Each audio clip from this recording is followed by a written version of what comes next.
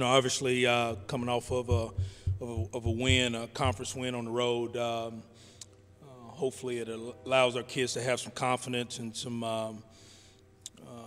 light moving ahead in the rest of our schedule for what's going to happen in the month of November. We've been talking a lot about the month of November. I really consider the month of November the best month in college football, in football period, in my mind. I love the month of November, and try to get our kids to understand what November means. People, you try to position yourself in November to get yourself a chance to play further down the road. Obviously, we were successful in week 1 in November, winning our first conference game, and we like to be successful in week 2, winning our first conference game at home.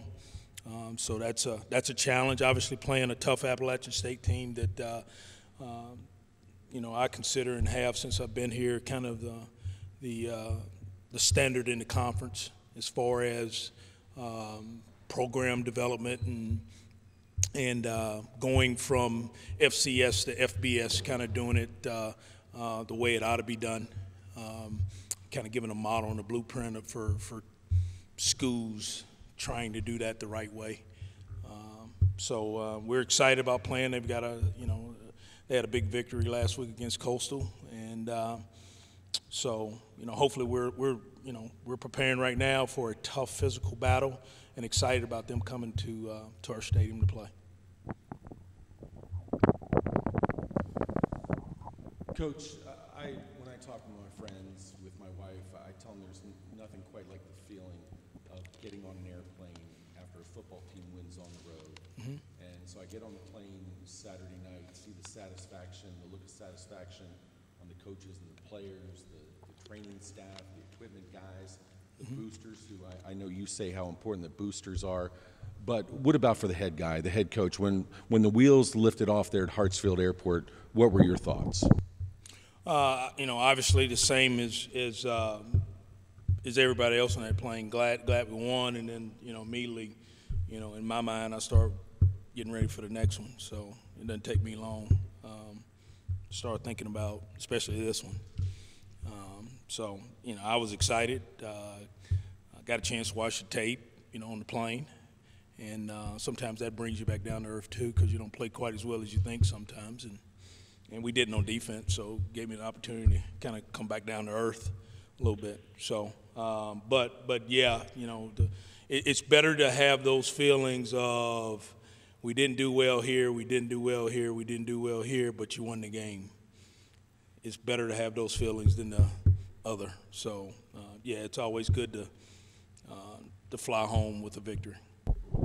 You kind of hit on it, but how important is it for this team to learn consistent success with 2 straight wins for the first time in your tenure here? We worry about one at a time, so we don't worry about 2 straight. Fans and the media, you guys talk about 2 straight. We talk about being, trying to get to 1-0.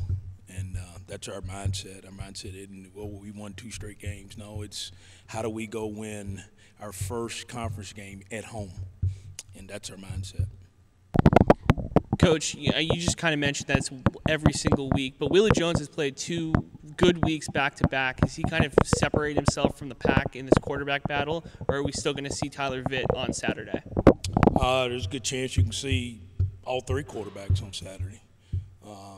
We look at our quarterback room as kind of one, it's a unit, and it's whoever's out there that's leading us gives us the opportunity, hopefully, to go be successful on that series or that play to go win the game. He's practiced really well. Willie's had 2 really good weeks of practice, and he's allowed himself to play well in 2 straight games. So if he'll continue to do that, he'll continue to play. Tyler's was available Saturday to play, but we felt like it was not in our best interest that we put him out there. But he'll be available, and if we need Tyler Saturday, Tyler will be ready to play. Coach, you talk about turnover margin, rightfully so. I looked this morning. The Bobcats are tied for 3rd in the country in fumbles recovered, and in turnover margin, the Bobcats are tied for 27th in the country in FBS, of course, with the likes of Ohio State and Texas, coincidentally enough. you're about a foot away from having another fumble recovery on Saturday. And we dropped maybe 2 interceptions. Right, but you know. I know you guys practice ripping and stripping and punching the ball out, but is there something more to it when you go back and look at film and can understand why the team is doing so well, especially in knocking balls out? You know, I just think the emphasis. I think you got to have an emphasis, and sometimes you can have so much emphasis in it, and it still doesn't happen for you. You know, I think turnovers happen in bunches. I do. I think there's seasons when you don't get many, and then there's seasons you get a ton. All I know is we've had a chance to be in a lot of games because of turnovers, because of not turnover. The games that we've turned the ball over, that we've had a chance to win, that we've turned the ball over with. I mean, you look at go back to South Alabama and some of those games. When you turn the ball over, you don't win those games. And what's happened here over the last few weeks is we haven't turned the ball over in bunches. We've turned the ball once the last couple of weeks, and we're getting turnovers. That gives you a chance to win against anybody if you're not turning the ball over. So it's number 2 on our plan to win. And we talk about, on offense, protect and cherish the football, because there's only one of them out there, and it's oblong, and it bounces funny. So you better protect and cherish it every time you got it. And then defensively, you got to find a way to get it back to your offense. And that's a big piece of just our foundation here, is trying to create turnovers and trying to be as vigilant as we can about keeping the ball on offense. So, you know, we'll keep working on it. We worked on it, you know, today a little bit, and we'll keep working on it because it's given us a chance to win. It really has. We haven't won all the games, but it's given us a chance to win more games than we've won. Coach, you talked a lot about the offensive linemen getting in there, but how was it on Saturday that the defensive linemen around Isadori, John Smith, in the rotation? How do you feel that they play? They play well at times and then poorly at times. So I guess that's inconsistent. So, you know, we have to get those guys reps. You know, they've got to be part of that rotation when you're playing a team that's you know, throwing the ball, running the ball, going tempo, all those things. You need more than 3 defensive linemen, so you better have 6 to 8 that can play, that can rush the passer, and those type things. We didn't do that very well Saturday, but those guys have to be in the rotation for us to have any success on defense.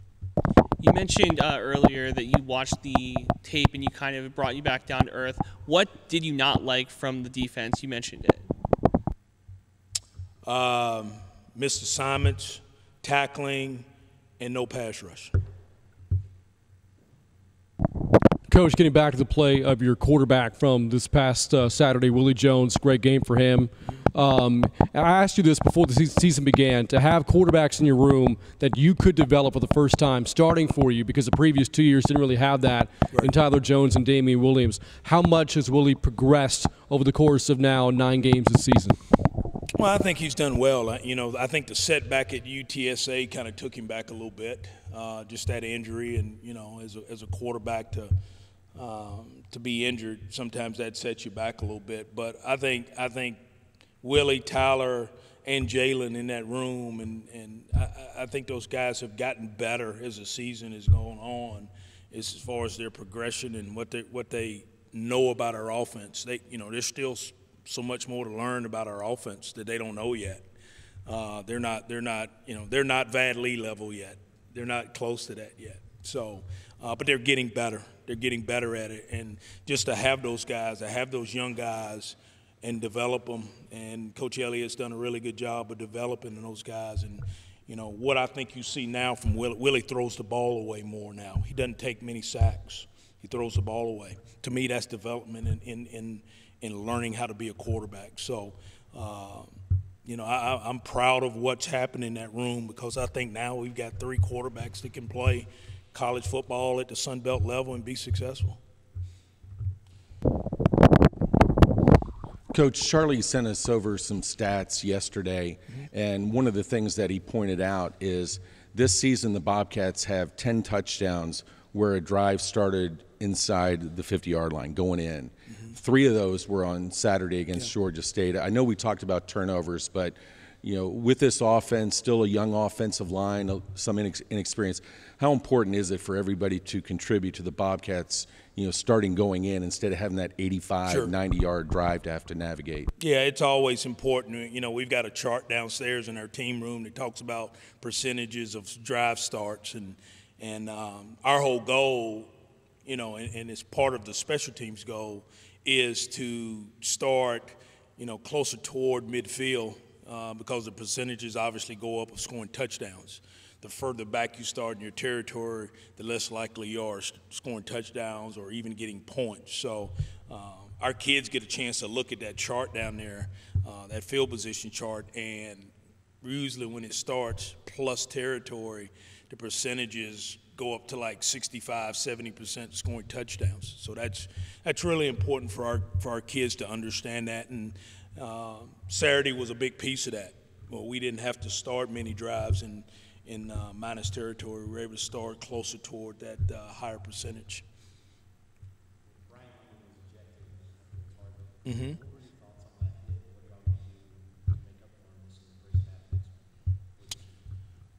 We'll put another player in his place, and I will get fined if I said anything about the call.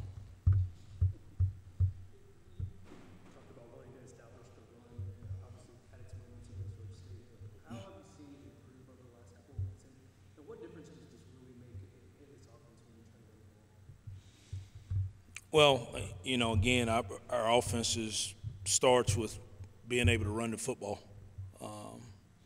So, yeah, we want to continue to push that envelope. We have to be able to run the football. There are going to be times where it's not going to look pretty, but that's run game.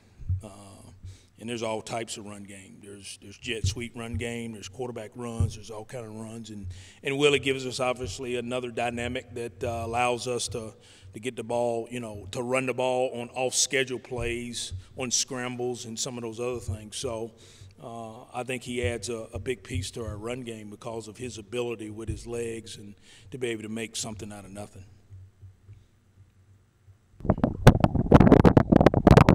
Coach, everybody understands that on an FBS coaching staff, you can't hire Chris Saylor or Morton Anderson or Justin Tucker and have those guys come in and work with your kickers. Sure. As we've been watching the placements, it looks like the operation and the protection are there, just that the kicks aren't going through the uprights. So as a head coach, what do you do? Go for two.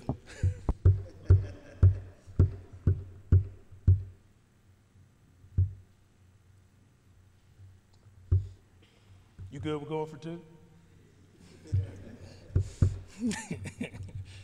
Guys good?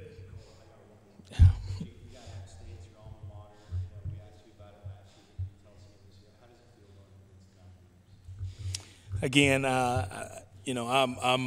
proud of my alma mater. I'm proud of how they built the program. I go back to 1981 when I started there. Again, there's a lot of memories, and I'm obviously proud of what they've done.